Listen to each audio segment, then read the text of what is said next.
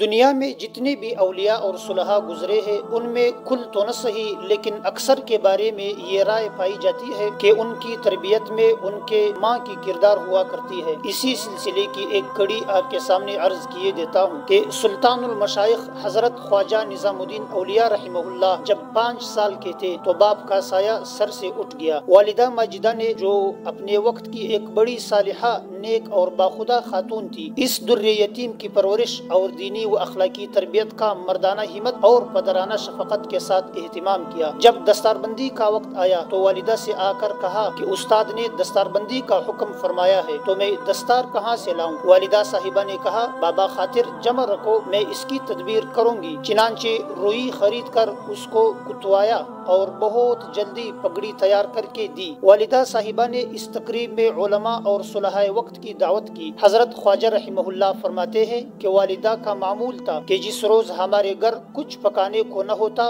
تو فرماتی کہ آج ہم سب خدا کے مہمان ہیں۔ مجھے یہ سن کر بڑا ذوق آتا کہ ایک دن کوئی خدا کا بندہ ایک بوری غلہ گھر میں دے گیا۔ چند دن متواتر اس سے روٹی ملتی رہی۔ میں تنگ آ گیا اور اس آرزو میں رہا کہ والدہ صاحبہ کب یہ فرمائیں گی کہ آج ہم سب خدا کے مہمان ہیں۔ آخر وہ غلہ ختم ہوا اور والدہ صاحبہ نے فرمایا کہ آج ہم خدا کے مہمان ہیں۔ یہ سن کر مجھے ایسا ذوق اور ایسا سرور حاصل ہوا کہ بیان میں نہیں آ سکتا۔ ایک روز حضرت خواجہ نظام الدین رحمہ اللہ نے اپنی والدہ کے انتقال کا ذکر کیا۔ ذکر کرتے ہوئے اتنا گریا طاری ہوا کہ جو کچھ فرماتے تھے پورے طور پر سننے میں نہیں آتا تھا۔ تو حضرت خواجہ رحمہ اللہ فرماتے ہیں کہ ایک دن نیا چاند دے کر حاضر ہوا اور قدم بوسی کی اور نئے چاند کی مبارکباد معمول کے مطابق پیش کی۔ فرمایا کہ آئندہ مہینہ کے چاند کے موقع پر کس کی قدم بوسی کرو گے؟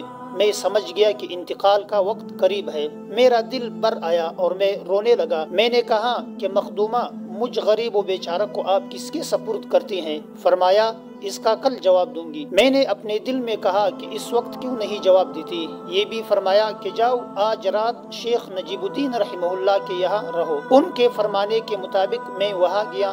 آخر شب میں صبح کے قریب خادمہ دوڑتی ہوئی آئی کہ بی بی تم کو بلا رہی ہیں۔ میں نے پوچھا خیریت تو ہے؟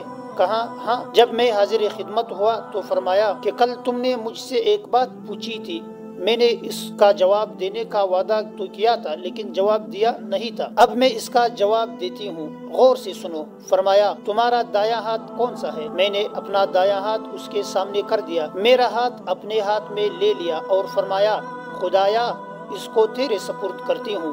یہ کہا اور جان بحق ہو گئی۔